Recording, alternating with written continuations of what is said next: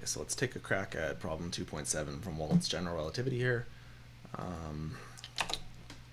Okay, he wants us to let V be an n-dimensional vector space and let G be a metric on V. And part A is to show that one can always find an orthonormal basis of V, or in other words, a basis such that the trace of the alpha V beta is delta alpha beta, or plus or minus delta alpha beta, I should say.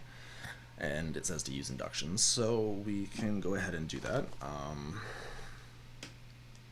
So the 1D, or n equals 1 case is actually trivial.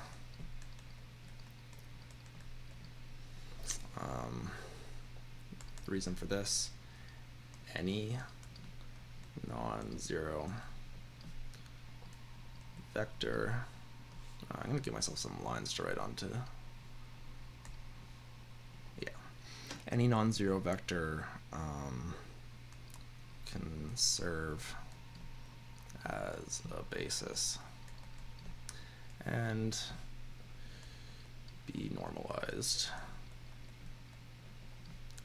to, or not to, but let's say normalized such that G V1 comma V1 equals plus or minus 1.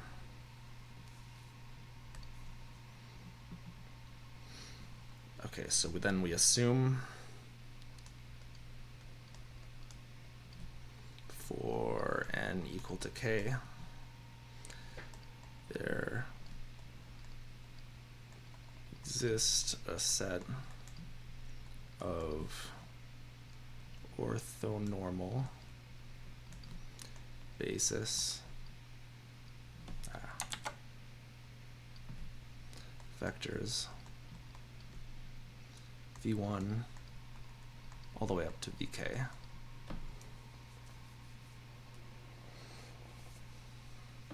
And so the way induction is going to work, we assume this is to hold for n equals k, and then we show for n equals k plus 1 that it has to be true.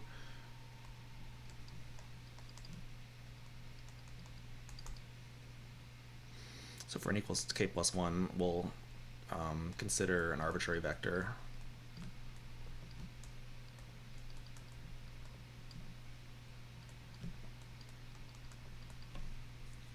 And we'll call it vk plus 1.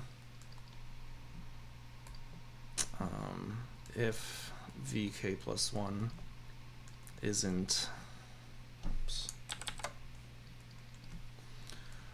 orthogonal to all v1 dot vk,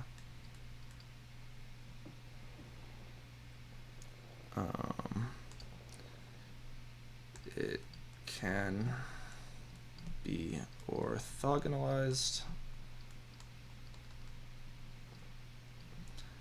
by the Gram-Schmidt process.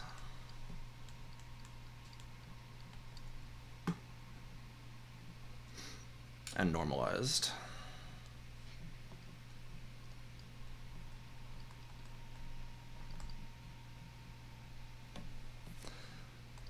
So thus, say G V alpha V beta equals plus or minus delta alpha beta for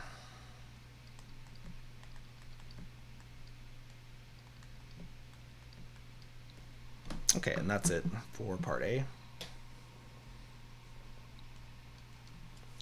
For part B, Wald asks us to show that the signature of G is independent of the choice of orthonormal basis.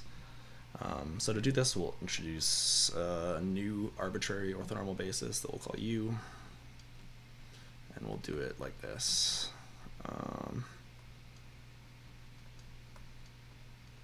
Where V alpha are the original basis vectors.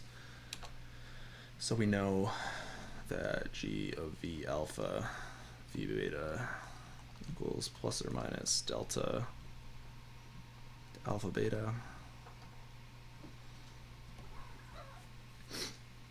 So based on that,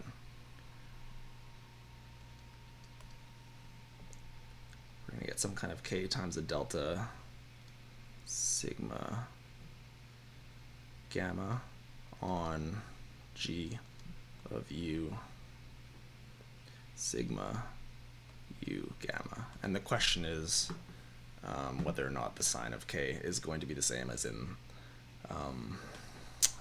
part A. So we can expand this. This equals G of lambda sigma alpha V alpha lambda gamma lambda V lambda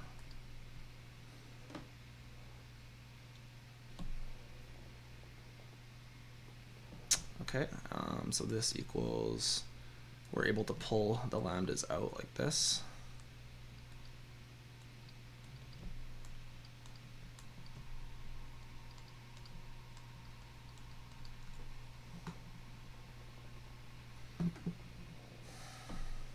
But we know what G of V alpha V lambda is, so this is going to give us these lambdas again, times plus or minus delta alpha lambda.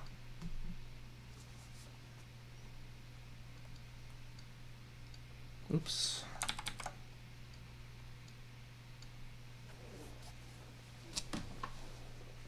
So we can consider a couple cases here. So if sigma does not equal gamma, we get 0 on the left-hand side is equal to plus or minus lambda alpha sigma lambda lambda gamma delta lambda alpha. And if sigma does equal gamma, we get K equals plus or minus lambda lambda gamma squared. Now since this is squared, the left-hand side is going to have the same sign as the right-hand side. So in other words, the sign of K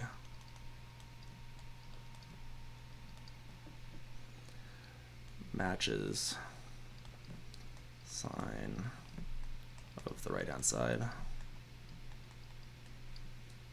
And the metric signature is thus preserved under a different basis.